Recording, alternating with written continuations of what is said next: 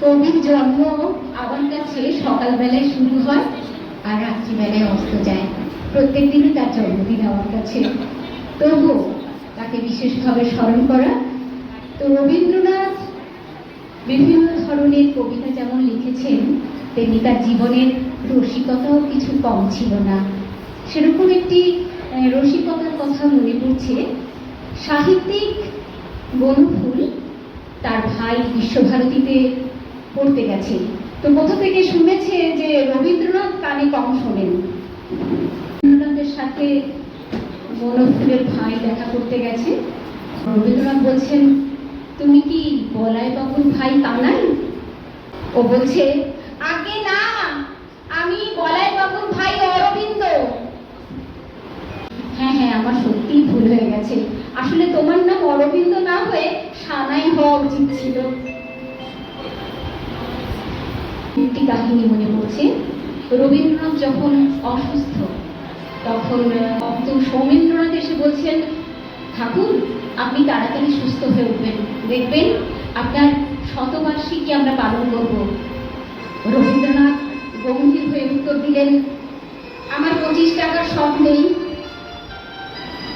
তখন সৌমেন্দ্রনাথ ভাবছে, 25 টাকা, এখানে আবার 25 টাকা কোত্থেকে এলো? এখন রবীন্দ্রনাথ মুচকি হেসে বললেন, আসলে 25 শত তো 25 টাকাই হয় নাকি? এই ছিল রবীন্দ্রনাথের অনুভূতি। তাই তিনি বলতেন, এত বুড়ো কোনো কালে হব না গো আমি, হাসি ঠাট্টারে যবে কব ছ্যাবলামি। অসাধারণ অনুভূতি।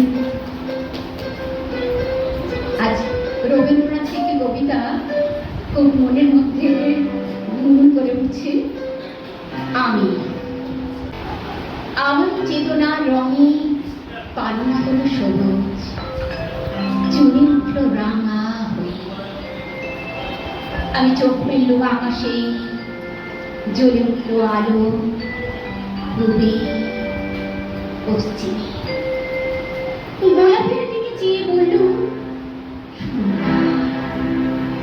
সুন্দর হলো সে। তুমি বলবে এ যে তত্ত্ব কথা, এ কবির বাণী নয়। আমি বলবো, এ সত্য, তাই এ কাব্য, এ আমার অহংকার। অহংকার সমস্ত মানুষের হয়ে, মানুষের অহংকার বটেই বিশ্বকর্মার বিশ্বশিল্প। তত্ত্বজ্ঞানী জপ করছেন নিঃশ্বাসে প্রশ্বাসে, না না না, না পান্না না চুনি, না আলো না গোলাপ, না আমি না তুমি। ওদিকে অসীম যিনি, তিনি স্বয়ং করেছেন সাধনা। মানুষের সীমা নাই, তাকেই বলে আমি।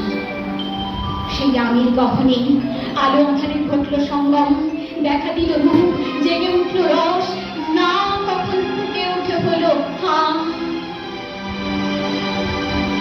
মায়ার মন্ত্রে রেখায় রঙে সুখে দুঃখে, একে বলো না তত্ত্ব, আমার মন হয়েছে পুলকিত। বিশ্ব আবির রচনার আসরে হাতে নিয়ে তুলি, পাত্রে নিয়ে রং। পণ্ডিত বলছেন, বুড়ো চন্দ্রটা নিষ্ঠুর চতুর হাসিটা, মৃত্যুদূতের মতো গুড়ি মেরে আসছে সে পৃথিবীর পাঁজরের কাছে। একদিন দেবে চরম টান তার সাগরে পর্বতে, মর্তলোকে মহাকালের নূতন খাতায় পাতা জুড়ে নামবে একটা শূন্য, গিলে ফেলবে দিন রাতের জমা খরচ। মানুষের তৃপ্তি হারাবে অবস্থার ভান, তার ইতিহাসে লেপে দেবে অনন্তরাত্রের কালি। মানুষের যাবার দিনের চোখ বিশ্ব থেকে নিকিয়ে নেবে রং, মানুষের যাবার দিনের মন ছানিয়ে নেবে রস। শক্তির কম্পন জ্বলবে আকাশে আকাশে, জ্বলবে না কোথাও আলো, বিনাহীন সভায় যন্ত্রের আঙুল নাচবে, বাজবে না সুর।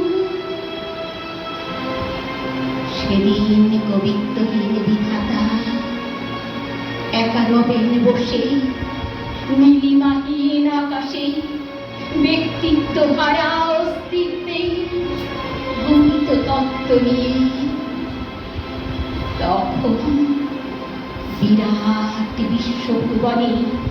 দূরে দূরান্তে অনন্ত অসংখ্য লোকে লোকান্তরে এ বাণী ধরিত হবে না কোনোখানে। তুমি সুন্দর, আমি ভালোবাসি।